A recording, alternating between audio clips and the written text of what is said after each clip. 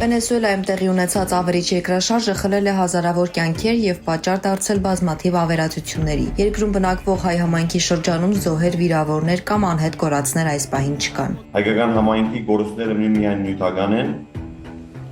եկեղեցին եւ ակումբը քիչը վնասված է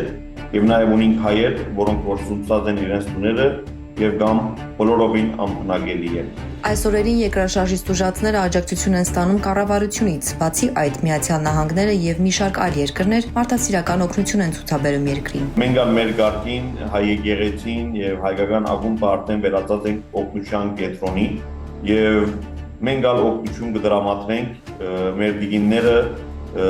դեղացի, սուրիացի, լիբանանցի դիգիններու հետ միասնաբար գերագուր կպատրաստեն, տակ գերագուր կպատրաստեն ամեն օր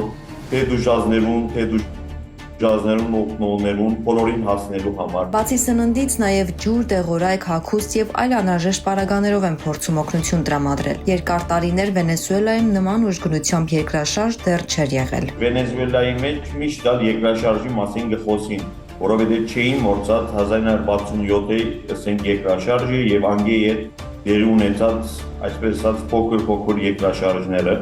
բայց վստահաբար այսքան զորավոր երկրաշարժի պատասխանատվություն չունեին։ Երկրաշարժը ազդել է տեղի բնակչության, ինչպես նաև հայ համայնքի մշակութային եւ կրթական կյանքի վրա։ Դպրոցները եւ համալսարանները շարունակում են փակ մնալ այս օրերին։ Կարակաս քաղաքում երկրաշարժի հետևանքով մի քանի շենքեր գետնին են հավասարվել։ Երկրում հիմա նաև իրականացվում են որոնողափրկարարական աշխատանքներ։ Աղետի հետևանքով հայտնի է, որ 2 հայի տուն է փլուզվել։ Այս պահի դրությամբ արդեն տրամահավաք կկատարվի աշխարհով մեկ օգնելու Վենեսուելայի հայության։ Անշուշտ որ որոշ ժամանակ մի հետ պիտի գնահատական կատարվի, ասենք այն հայերը, որոնք վնասներ ունին, որոնց տուները ամբողջությամբ ասենք վնասված են, եւ ըստ այնմ այդ օգնությունը պիտի դրամատրվի բոլորին եւ անշուշտ նաեւ պիտի նորոգվի եկեղեցին եւ ակումբը։ Դրամահավաքն իրականացնում են տարբեր երկրներում սփյուռքը հայ համայնքները, օգնելու հայ համայնքին հնարավորինս շուտ վերականգնվել աղետից հետո։